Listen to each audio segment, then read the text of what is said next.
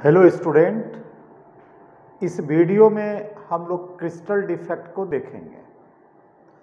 देखो, ideal crystal उस crystal को कहते हैं जिसमें कि कंस्टिट्यूएंट का अरेंजमेंट एक डिसिप्लिन मैनर में 3 डायमेंशन में काफ़ी दूर तक चलेगा। इसी को कहते हैं आइडियल क्रिस्टल। जैसे मान लो कि सोडियम आयन के बाद क्लोराइड आयन, क्लोराइड आयन के बाद सोडियम आयन, फिर क्लोराइड आयन, ये सीक्वेंस काफ़ी दूर तक एकदम ठीक ठाक चलते जा रहा है, एकदम डिसिप्लिन मैनर में है, तो हम लोग इसको कह देंगे आइडियल क्रिस्टल। और जब ये अरेंजमेंट किसी कारणवश गड़बड़ाता है तो इसी को कहते हैं हम लोग क्रिस्टल डिफेक्ट। अब ये गड़बड़ाने का कारण क्या है, डिस्टर्ब होने का कारण क्या है? तो डिस्टर्ब होने का कारण है टेम्परेचर अथवा इम्प्यूरिटीज। ये 2 मेन कारण है किसी भी क्रिस्टल में डिफेक्ट होने का। अब देखो, ऐसा है कि क्रिस्टल में डिफेक्ट होने से इसका कुछ इम्पोर्टेंस भी बढ़ जाता है, इसलिए क्रिस्टल डिफेक्ट के बारे में जानना भी जरूरी है।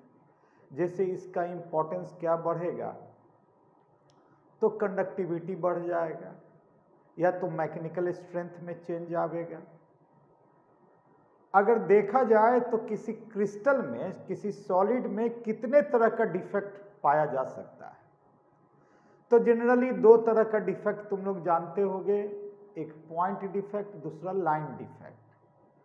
तो लाइन डिफेक्ट 12th के सिलेबस में तो नहीं है, आपका है पॉइंट डिफेक्ट। तो हम लोग डिस्कस करेंगे पॉइंट डिफेक्ट के बारे में। पॉइंट डिफेक्ट, अब देखो, पॉइंट डिफेक्ट का मतलब लैटिस पॉइंट पर ये डिफेक्ट आएगा, और ये डिफेक्ट टेम्परेचर के कारण आवेगा और नहीं तो इम्प्यूरिटीज के कारण आएगा। इसमें क्या होगा, तो लैटिस पॉइंट पर से कंस्टिट्यूएंट का मतलब समझना, एटम होगा, मॉलिक्यूल्स होगा या आयंस होगा। तो कंस्टिट्यूएंट क्या होगा, डिसअपीयर हो जाएगा। डिसअपीयर होने का कारण या तो टेम्परेचर होगा और नहीं तो बाहर से इम्प्यूरिटीज होगा। तो इस कारण से जो डिफेक्ट आ गया उसको पॉइंट डिफेक्ट कहेंगे। इसमें लैटिस पॉइंट से सड़क करके आयंस, एटम या मॉलिक्यूल्स वॉइड पर भी जा सकता है, या लैटिस पॉइंट पर से गायब भी हो सकता है। तो देखो, ये पॉइंट डिफेक्ट में सबसे पहले स्टीचियोमेट्रिक डिफेक्ट को देखेंगे। स्टीचियोमेट्रिक डिफेक्ट, दूसरा नॉन स्टीचियोमेट्रिक डिफेक्ट, और तीसरा इम्प्यूरिटीज डिफेक्ट। ठीक है, ये 3 तरह का डिफेक्ट हुआ। स्टीचियोमेट्रिक डिफेक्ट में क्या होगा कि जो रेशियो है केटायन और एनायन का, डिफेक्ट के पहले जितना था डिफेक्ट के बाद भी उतना ही रहेगा। इसको स्टीचियोमेट्रिक डिफेक्ट कहेंगे। और अगर ये रेशियो चेंज हो जाएगा तो नॉन स्टीचियोमेट्रिक डिफेक्ट। और इम्प्यूरिटीज डिफेक्ट में क्या होगा कि बाहर से जब तुम इम्प्यूरिटीज डालोगे तब ये डिफेक्ट आवेगा, इसलिए ऐसे डिफेक्ट को कहते हैं इम्प्यूरिटीज डिफेक्ट। अब स्टीचियोमेट्रिक डिफेक्ट में 2 डिफेक्ट आपको आएगा। एक आ जाएगा नॉन आयनिक कंपाउंड में, नॉन आयनिक कंपाउंड में, और दूसरा आयनिक कंपाउंड में आएगा, आयनिक कंपाउंड में। ठीक, नॉन आयनिक कंपाउंड में जो आएगा, या नॉन आयनिक सॉलिड में, सॉलिड लिख देते हैं, सॉलिड आयनिक कंपाउंड जो कि सॉलिड होगा। नॉन आयनिक में 2 तरह का, एक वैकेंसी डिफेक्ट, और दूसरा आपका इंटरस्टिशियल डिफेक्ट, दो तरह का डिफेक्ट हो गया। और आयनिक में आपका आ जाएगा एक फ्रैंकल डिफेक्ट और दूसरा आपका शॉर्टकी डिफेक्ट। ये इतने तरह का डिफेक्ट है। इस डिफेक्ट में ज़्यादा इंपॉर्टेंट तुम्हारा फ्रैंकल एंड शॉर्टकी डिफेक्ट है। तो बारी बारी से हम लोग हर डिफेक्ट के बारे में जानेंगे। सबसे पहला है वैकेंसी डिफेक्ट। तो ये पॉइंट डिफेक्ट का टाइप हो गया, इसको आप लिख लीजिए। इसके बाद हम लोग इसको बारी बारी से एक्सप्लेन करेंगे। सबसे पहले है वैकेंसी डिफेक्ट। देखो वैकेंसी डिफेक्ट में क्या होगा, ये नॉन आयनिक सॉलिड में होगा। इसमें होगा क्या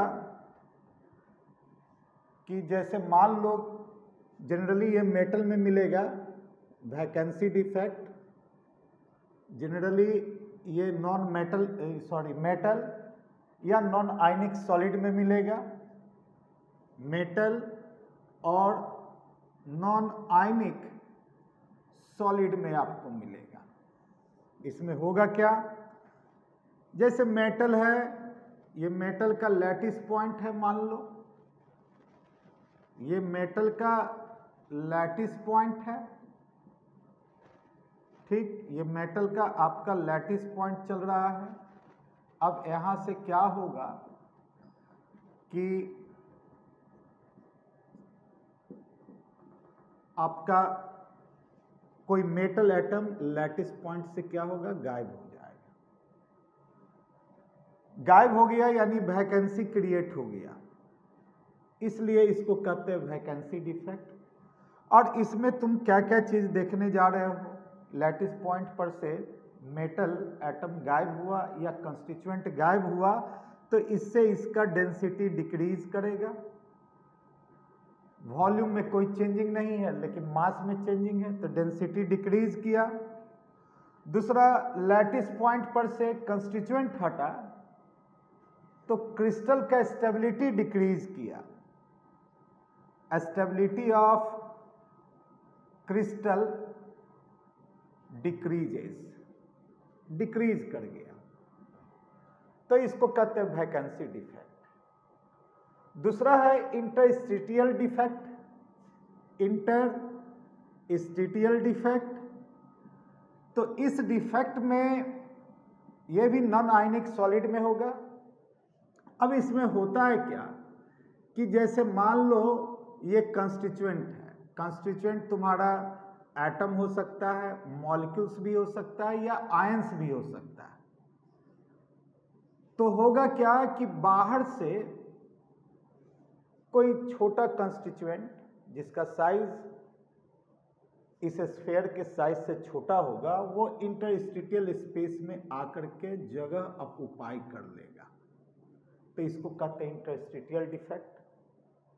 और इसमें आपका क्या होने जा रहा है, तो डेंसिटी इंक्रीज करेगा, मास इंक्रीज कर रहा है तो डेंसिटी इंक्रीज करेगा, और देखा जाए तो मैकेनिकल स्ट्रेंथ भी इसका बढ़ेगा। ये इंटरस्टिशियल डिफेक्ट हुआ। अब आगे हम लोग आयनिक कंपाउंड में डिफेक्ट को पढ़ेंगे, जो कि डिफेक्ट दो तरह का होगा, एक फ्रैंकल डिफेक्ट, दूसरा शॉर्टकी डिफेक्ट। इसके बारे में हम लोग अगले वीडियो में देखेंगे।